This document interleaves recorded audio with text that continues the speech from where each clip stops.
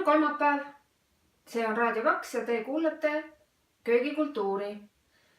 Minu nimi on Gert Puum ja täna näitan teile ühte vahvat retsepti, mille nimi on smuutikauss.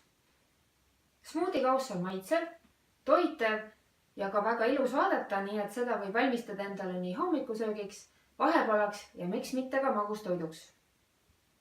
Selle valmistamiseks läheb meil seekord vaja köögikombaini abi, aga loomulikult saab seda teha ka blenderiga. Smuutikausi koostisosad on nüüd siia kõik ilusti üles rivistatud. Meil on siin külmutatud marjad ehk maasikad ja sõstrad, banaani, aprikoosi, kreeka jogurtit, müslit ja kokoshelbeid. Smuutikausi valmistamiseks on meil vaja seekord köögikombaini abi.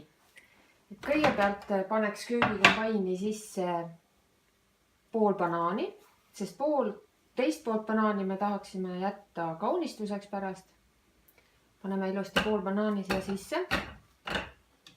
Ja siis paneme kreeka jogurti.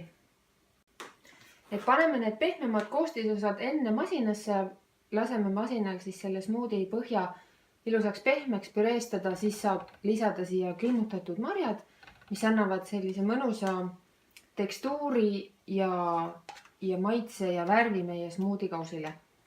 Ja esialgu paneks selle masina käima madalama kiiruse peale, et see kõik väga kinni ei kiiluks.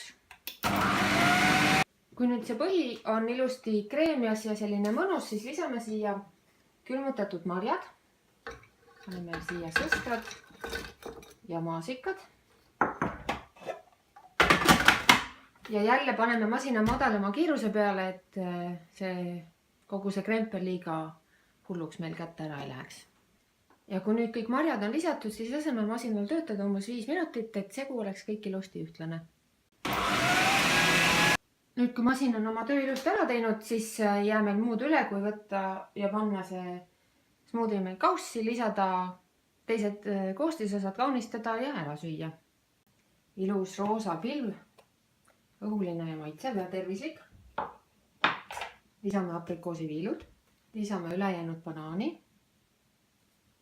Ja lisame paar suppi lusikatäit müslit. Ja veidi ka kokoshelbeid. Meie smuutikauss on valmis, ilus, tervislik ja täitev. Head isu!